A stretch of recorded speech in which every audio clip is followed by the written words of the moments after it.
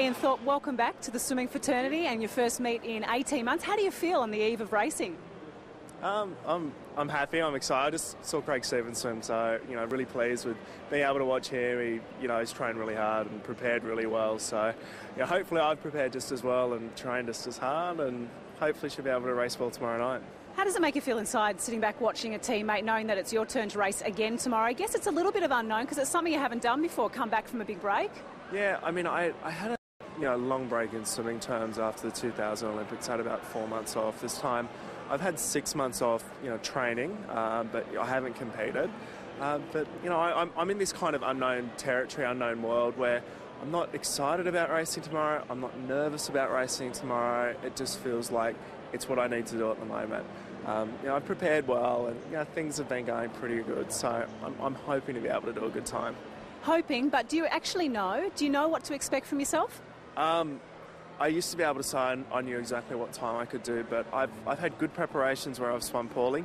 I've had bad preparations where I've swum well, and vice versa. So there's always that kind of question mark there, whether or not you're going to be able to produce where you want to be able to produce. And on the night, a lot of things can happen. Just circumstantial things can happen, and you don't race as well as what you'd expect to.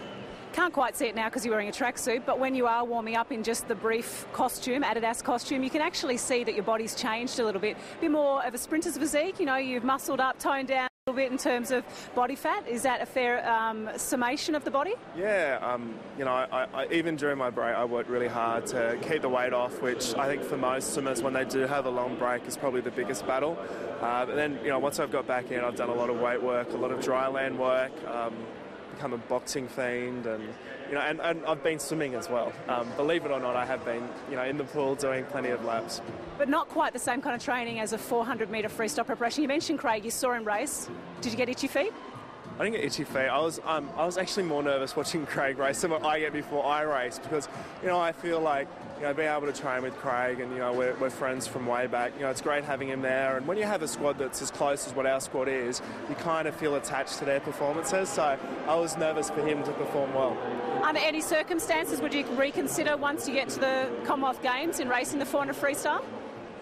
Never say no, but I strongly doubt it.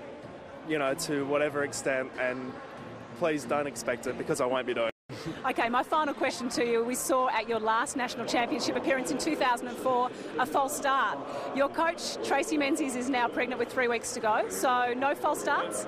No false starts for me, possibly a false start for Tracy. I hope not. Either do I. Well, hopefully not during trials. I mean, all this stress and whatever else, it may happen, but Tracy's due quite soon, so hopefully she can hold on for trials. And you're on your best behaviour? Of course I am, sometimes. Good luck to you. Cheers, thank you.